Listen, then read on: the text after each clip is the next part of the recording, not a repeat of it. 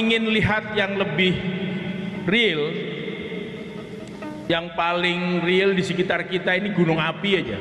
Indonesia itu ada 129 gunung api, dan yang paling dekat yang sering kali meletus itu Merapi di Jogja memang. Kalau Kelut mungkin siklusnya 20-30 tahunan. Tapi kalau Merapi itu 4-5 tahun dia udah jeblok-jeblok terus.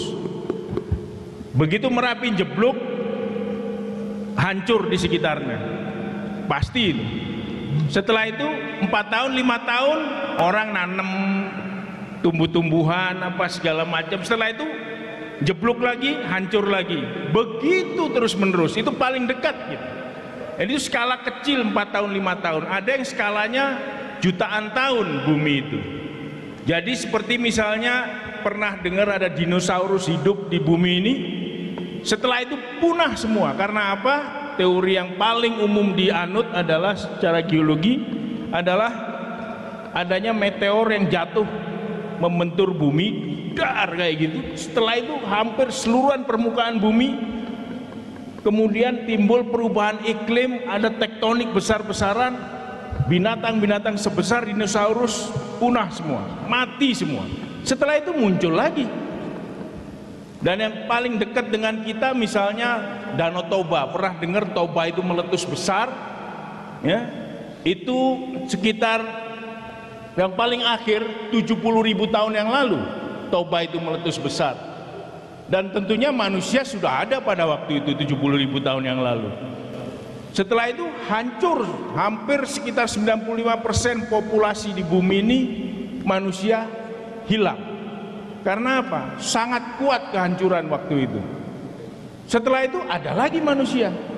Nah inilah, jadi dari situ terus kita berpikir, saya paling tidak pribadi berpikir, lah kalau bumi itu dibentuk oleh kehancuran pertumbuhan, kehancuran pertumbuhan, kehancuran pertumbuhan.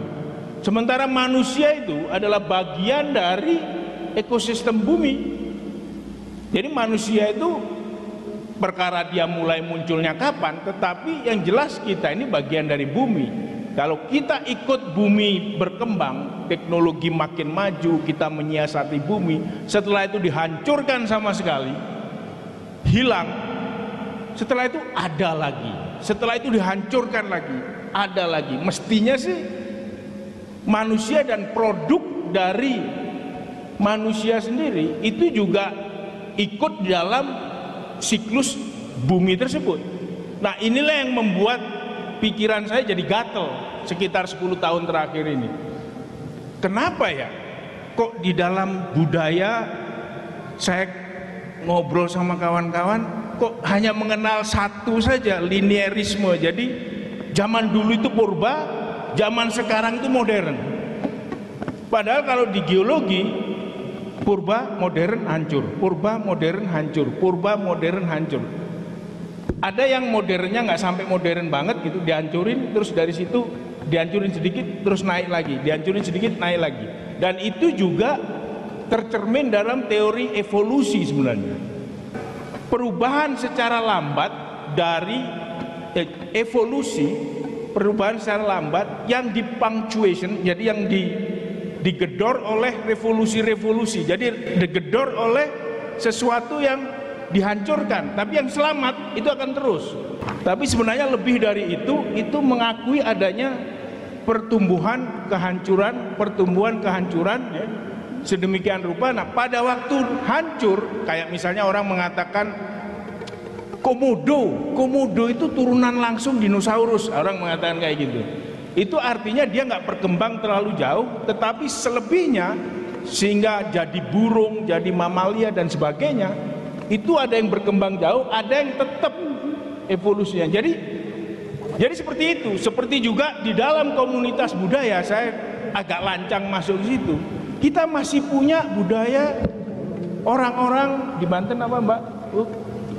Orang Kanekes, terus orang Kubu, terus orang Samin, orang Baduy. Sementara kita udah pakai dasi, pakai ini, gedung bertingkat. Jadi sama dengan komodo, dengan mamalia yang sudah berkembang. Jadi perbedaannya seperti itu. Artinya apa? Ada bekas-bekas purba dalam tanda kutip yang masih tertinggal gitu ya. Terus ada yang modern. Nah, kalau ini kita hancurkan semua, mungkin aja yang modern ini hancur karena tidak sesuai dengan alam.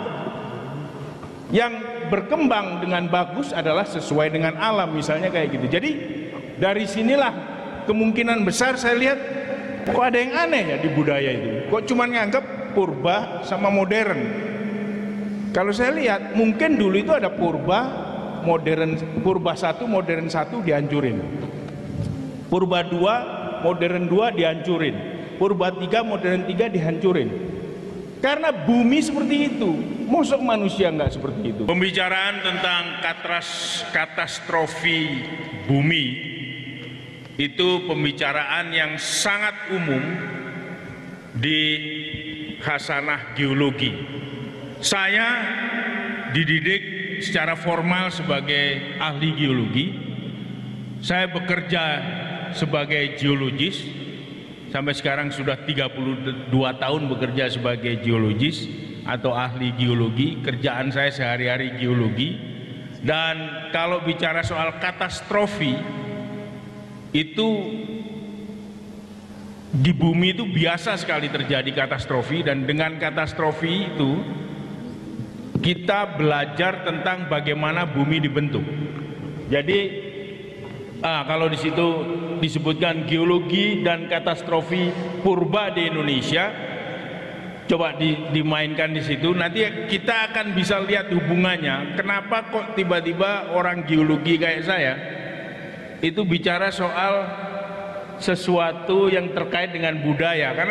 Karena di dalam geologi sendiri kita belajar bahwa bumi itu dibentuk oleh siklus kehancuran, pertumbuhan, kehancuran, pertumbuhan, kehancuran, pertumbuhan. Nah, kehancuran itu kalau sifatnya sangat masif disebut sebagai katastrofi, bencana, katastrofi. Nah, oleh karena kita tahu bahwasanya dari lapisan-lapisan bumi itu terlihat bahwasanya ini kelihatannya ada sesuatu yang menunjukkan kehancuran. Setelah itu ada sesuatu yang tumbuh di atasnya. Begitu ada tumbuh di atasnya, ada hancur lagi, tumbuh lagi, hancur lagi, tumbuh lagi, hancur lagi. Kira-kira itu aja yang saya pengen buka ini buat kawan-kawan budayawan ini. Terima kasih.